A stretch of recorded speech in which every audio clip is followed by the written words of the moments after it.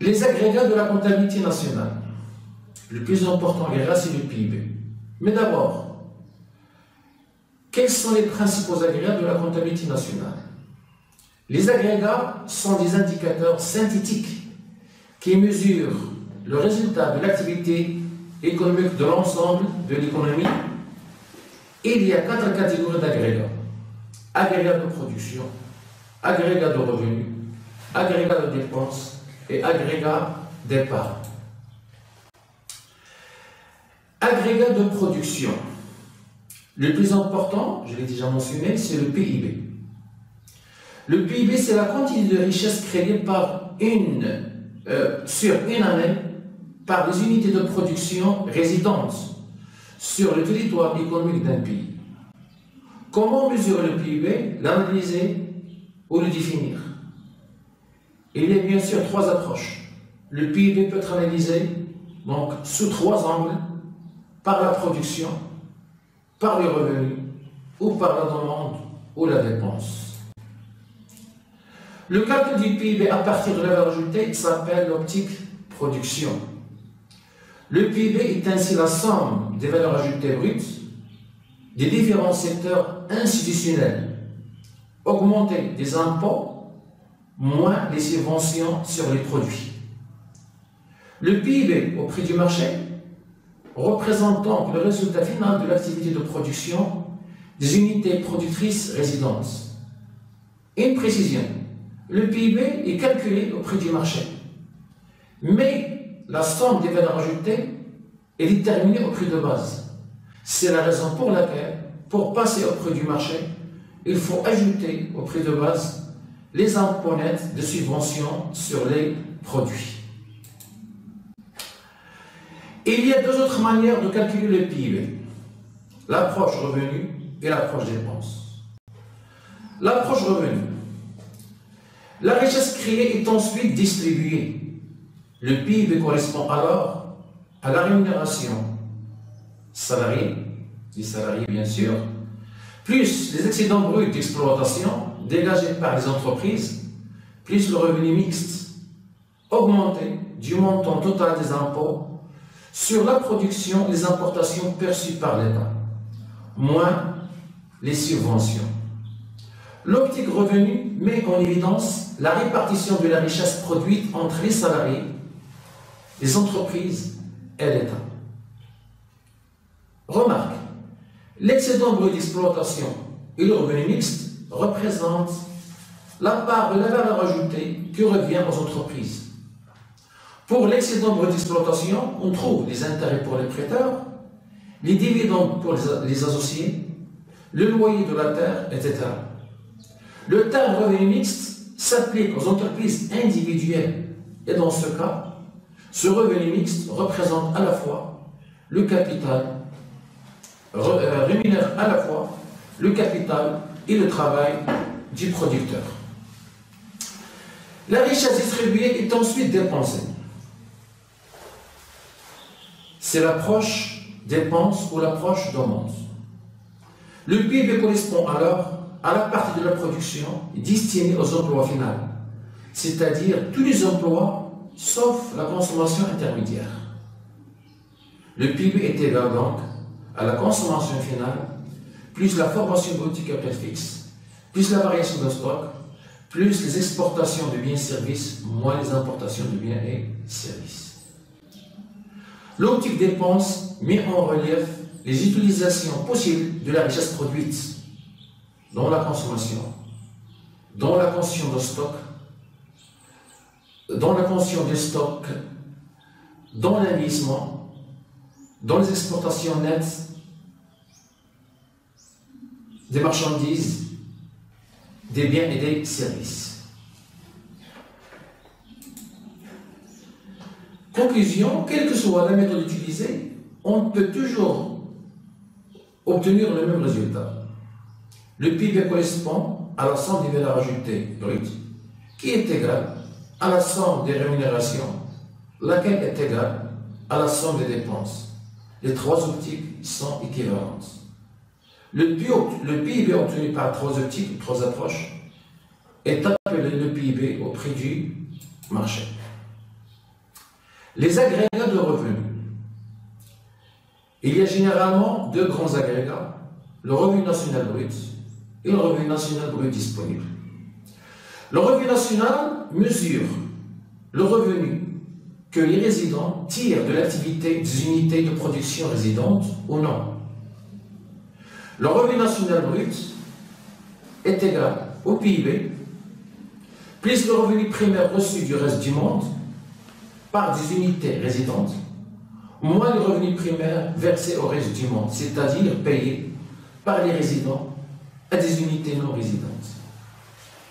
Les revenus primaires sont le revenu du travail, les salaires et les traitements, le revenu du capital, de la propriété, du loyer, la rente, dividendes, l'intérêt, et les impôts liés à la production et à l'importation, exemple la TVA et les droits de douane.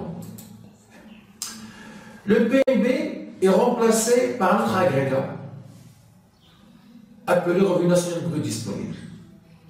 Le revenu national brut disponible est égal au revenu national brut au prix du marché, diminué des transferts courants, c'est-à-dire les impôts courants sur le revenu, le patrimoine, les cotisations sociales, les prestations sociales et autres transferts courants versés au reste du monde, et augmenté des transferts courants reçus du reste du monde. Troisième agrégat, les agrégats de dépenses. Le premier agrégat de dépenses, c'est la dépense nationale brute, qui est égale à la consommation finale nationale, plus la formation brute du capital fixe, plus la variation de stock. Avec une précision, la formation brute du capital fixe plus la variation de stock correspondent à l'investissement. Donc, il se compose de la consommation finale nationale plus l'investissement, c'est-à-dire la demande interne. La consommation finale nationale, elle correspond à la dépense de consommation finale des ménages, plus celle des administrations publiques, plus celle des institutions sans but lucratif au service des ménages. Il y a également l'investissement, qui comprend l'investissement des entreprises, l'investissement des ménages, c'est surtout la construction de logements, et l'investissement d'administration publique. Le deuxième agrégat de dépenses, c'est la demande globale, qui est égale à la consommation finale nationale, plus la formation brute du capital fixe, plus la variation de stock, plus les exportations nettes, les importations. Le quatrième agrégat, c'est celui de l'épargne. Le plus important, c'est l'épargne nationale brute. Elle est égale au revenu national brut disponible moins la consommation finale nationale. L'épargne nationale nette est égale à l'épargne nationale brute moins l'amortissement. Une précision ou un rappel. En ce qui concerne l'économie du Maroc, il y a deux principales sources statistiques. Il y a les rapports du HCP et les rapports de la Banque du Maroc.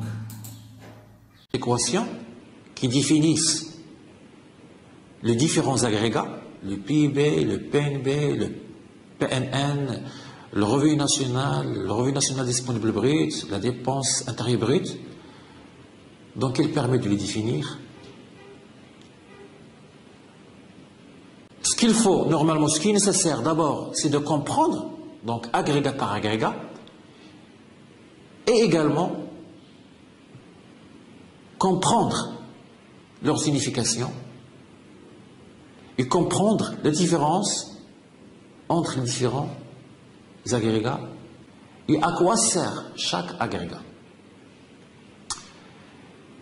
Maintenant, nous allons quand même faire, disons, quelques éclaircissements sur certains concepts importants, les concepts de PIB nominal et le concept de PIB réel et le déflateur. Donc, qu'est-ce qu'on entend par PIB nominal? Qu'est-ce qu'on entend par PIB réel et qu'est-ce qu'on entend par déflateur? Le PIB nominal, c'est-à-dire en valeur ou en termes courants. C'est la valeur en prix courant de la production. C'est-à-dire le PIB en 2013 ou en 2012, nominal, elle est égale à la production, à la valeur ajoutée créée en 2012, mais mesurée en prix de 2012, c'est-à-dire le prix courant. C'est quoi le PIB réel? C'est un PIB en volume, en quantité ou en termes constants. Donc le PIB réel en 2012, il correspond à quoi? C'est la valeur de la production en prix constant. Et lorsqu'on dit en prix constant, c'est qu'il y a une année de référence. C'est-à-dire qu'on mesure le PIB de 2012 par le prix, non pas de l'année 2012, non, par le prix de l'année de référence. Au Maroc, il y a 2 années. Il y a l'année 1980 et il y a l'année 1998. Donc il suffit de consulter, donc de voir les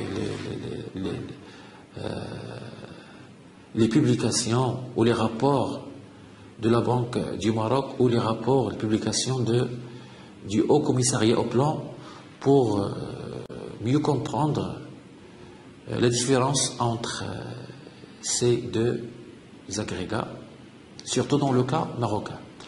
Donc pour le calcul du PIB nominal, on doit prendre donc les prix de l'année courante et les quantités de l'année courante. Pour le calcul du PIB réel, on doit prendre les prix de l'année de base, référence, donc je l'ai déjà dit, 1980 dans le cas du Maroc ou l'année 1998, et les quantités de l'année courante. Étant donné que le PIB réel mesure le volume des biens et services produits, on interprète une augmentation de sa valeur comme un signe d'une économie qui se porte bien, tandis qu'une diminution indique que l'économie ne fonctionne pas à sa pleine capacité.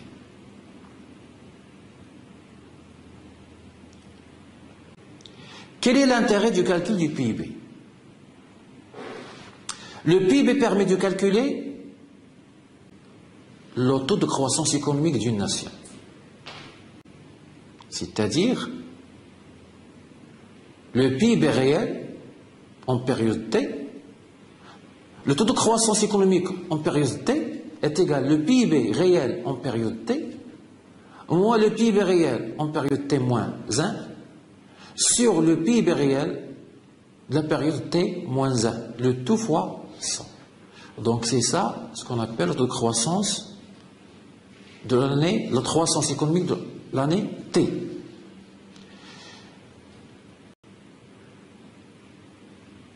Qu'est-ce que le taux de croissance d'une économie, précisément? La mesure de l'évolution du produit intérieur brut de l'économie nationale est l'indicateur principal de l'activité économique d'un pays, nous l'avons déjà expliqué. Lorsqu'on dit du Maroc que son taux de croissance est égal à 5%, on mesure de fait l'évolution annuelle de son PIB en termes réels, et non pas en termes courants ou en termes nominaux, en termes réels. En effet, si le niveau général des prix change au cours de la période de référence, la valeur du PIB change aussi. Les économistes doivent donc corriger les effets de l'inflation en calculant le PIB réel à partir du PIB nominal.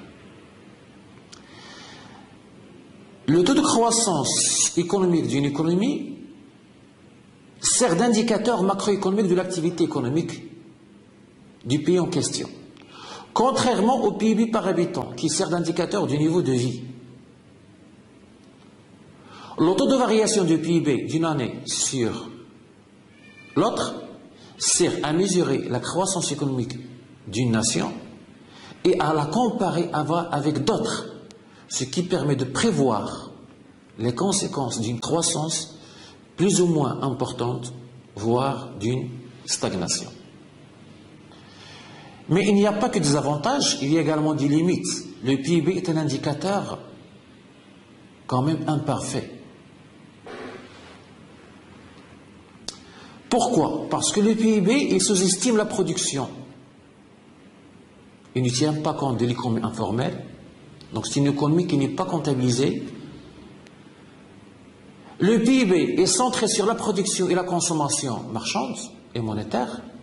Il ne prend pas en considération l'économie souterraine, par exemple le travail au noir, ou l'activité domestique non salariée, notamment dans les services, et le travail bénévole, etc.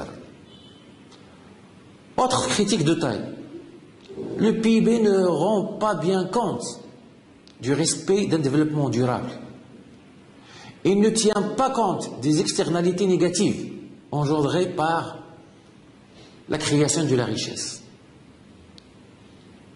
La non prise en compte des dommages de l'activité économique sur les ressources naturelles, sur l'environnement et sur la santé.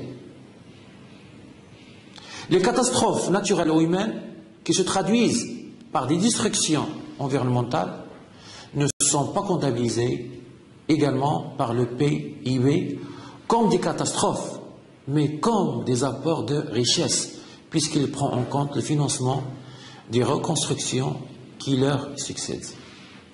Le PIB également ne prend pas en considération les inégalités de richesse et les inégalités de distribution du revenu national. Il n'est pas l'indicateur également du bien-être de la société. Il est tout simplement un indicateur de performance économique que les décideurs politiques, que les gouvernements utilisent afin de réguler l'activité économique conjoncturelle.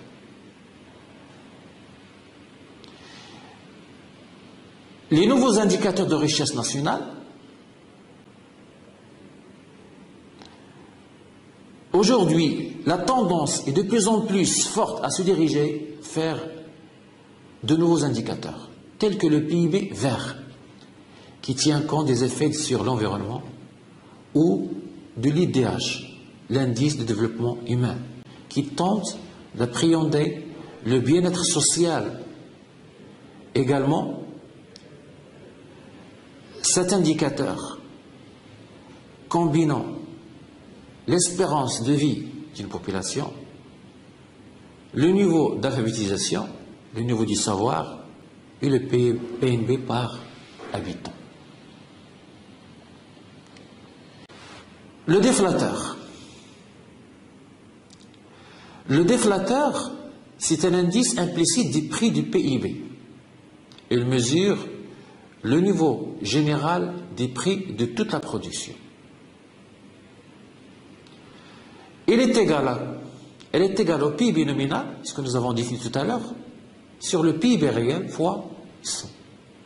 Donc le rapport entre le PIB nominal et le PIB réel fois 100, ça donne ce qu'on appelle le déflateur.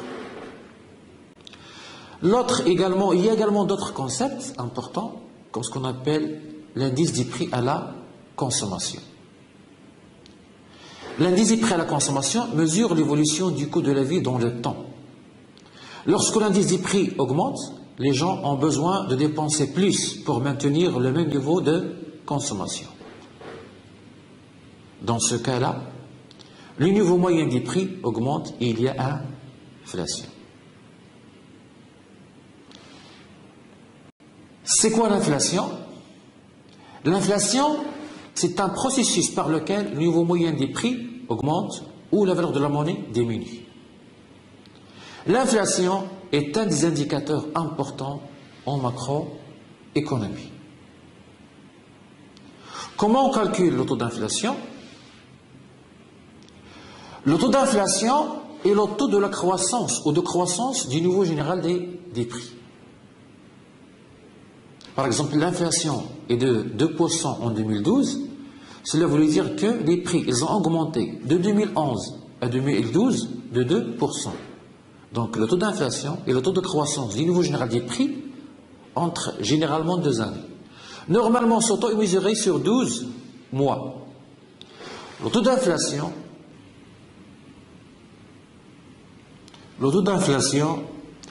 est égal à l'indice des prix l'année T moins l'indice des prix l'année T moins 1 sur l'indice des prix de l'année T moins 1 fois 100.